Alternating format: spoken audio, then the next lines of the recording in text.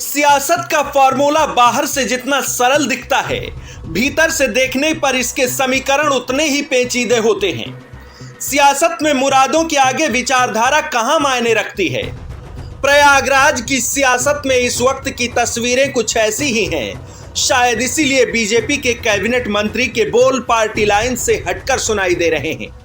मंत्री नंदगोपाल नंदी बीजेपी के खिलाफ बोल रहे हैं। हालांकि उनके निशाने पर कौन है, ये आपको बाद में बताएंगे। पहले इसके पीछे के कारणों पर बात कर लेते हैं। प्रयागराज में अतीक अहमद मामले में बीजेपी के मंत्री नंदगोपाल नंदी का नाम कई बार लिया गया। खुद अतीक अहमद की बहन आयशा नूरी मीडिया के सामने आकर सियासी षड्यंत्र सहित 5 करोड़ रुपए लेने का आरोप लगाया था। आयशा नूरी के मुताबिक मंत्री नंदगोपाल नंदी की तरफ से कई तरह के षड्यंत्र रचे गए ताकि अतीक अहमद की पत्नी शाइस्ता परवीन मेयर चुनाव न लड़ सके। नंदी जी ने हमारे भाई से करीब 5 करोड़ रुपया उधार लिया था और जब हमारे भाई साहब सांसद जी गए जेल में तो ना वो उनका हम अपनी भाभी शाइस्ता परवीन के साथ गुजरात अपने भाई से मिलने गए थे। तो भाई साहब ने यही कहा था कि शाइस्ता नंदी से हमारा उधार पैसा मंगवा लो। हम और शाइस्ता परवीन साथ गए थे तो भाई साहब ने मेरे सामने यही कहा था कि शाइस्ता नंदी से हमारा पैसा मंगवा लो।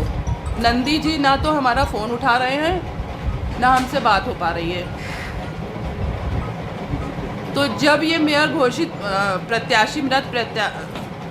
प्रत्याशी घोषित हुई, जब से इन्होंने बसपा ज्वाइन किया है तब से जो अभिलाषा नंदी है वो ये नहीं चाह रही है, जो 10 साल से यहाँ पर मेयर है, वो किसी तरह नहीं चाह रहे हैं कि शाइस्ता परवीन मेयर के लिए इलेक्शन चुनाव लड़े।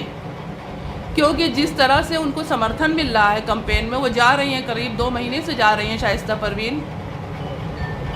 भाइयों, हमारी आवाज़ आप लोग को ठीक से जा रही है? तो जिस तरह से वो करीब 2 महीने से प्रचार के लिए जा रही हैं, उनको दलित बस्तियों में बहुत दयनीय स्थिति में वो जिस तरह से महिलाओं से मिल रही है, आप लोगों के चैनल के माध्यम से ही हमने उनको देखा है कि उनको कितना सपोर्ट मिल रहा है। तो जो 10 साल पूर्व जो 10 साल से रह रही है मेयर, वो किसी तरह नहीं चाहती कि शाइस्ता परवीन फाइट में आए।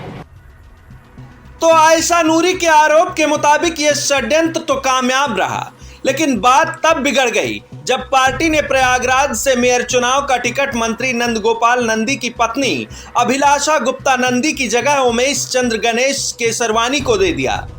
पत्नी का टिकट कटा ही था कि प्रयागराज में पार्टी ने एक और बड़ा फैसला ले लिया।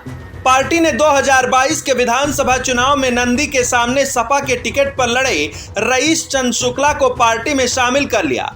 प्रदेश के डिप्टी सीएम केशव प्रसाद मौर्य ने रईस को पार्टी की सदस्यता दिलाई तो मंत्री नंदगोपाल नंदी भड़क उठे, पार्टी के खिलाफ ही मोर्चा खोल दिया।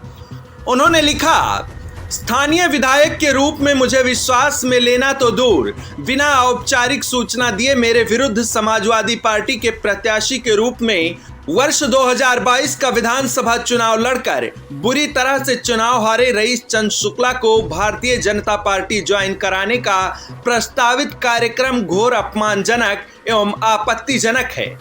उन्होंने फिर लिखा, स्थानीय विधायक की अवहेलना उपेक्षा करते हुए विपक्षी उम्मीदवार को पार्टी ज्वाइन कराना बेहद गंभीर प्रकरण और गहरी साजिश है, अवैध है। यह भारतीय जनता पार्टी की रीति एवं पार्टी की लोकतांत्रिक मूल्यों में गहरी आस्था के सिद्धांत से सर्वथा प्रतिकूल है। जो लोग पार्टी को प्राइवेट लिमिटेड कंपनी की तरह चलाना चाहते हैं, अपनी हठधर्मिता से पार्टी को लगातार क्षति पहुंचा रहे हैं, उनके मनमाने रवैये की घोर निंदा करता हूं। यह पार्टी की मूल वैचारिकी और कार्य पद्धति के पूर्णतः विपरीत है। प्रयागराज में पनपी नई सियासी रार पर पार्टी के भीतर ही तकरार शुरू हो गई है। कहा जा रहा है कि कैबिनेट मंत्री नंदगोपाल नंदी के निशाने पर डिप्टी सीएम केशव प्रसाद मौर्य हैं, जिन्होंने रईस चंद शुक्ला को पार्टी ज्वाइन कराई है। वहीं कयास ये भी लगाए जा रहे हैं कि हो सकता है कि अतीक मामले में नाम आने के बाद पार्टी भी नंदी से अलग हटकर सोचने लगी हो। हालांकि पार्टी की तरफ से परिवारवाद का हवाला देते हुए नंदी की पत्नी का टिकट काटे जाने की बात कही जा रही है। देखना दिलचस्प रहेगा कि आने वाले दिनों में प्रयागराज का सियासी ऊंट किस करवट बैठता है। ब्यूरो रिपोर्ट, आज की खबर।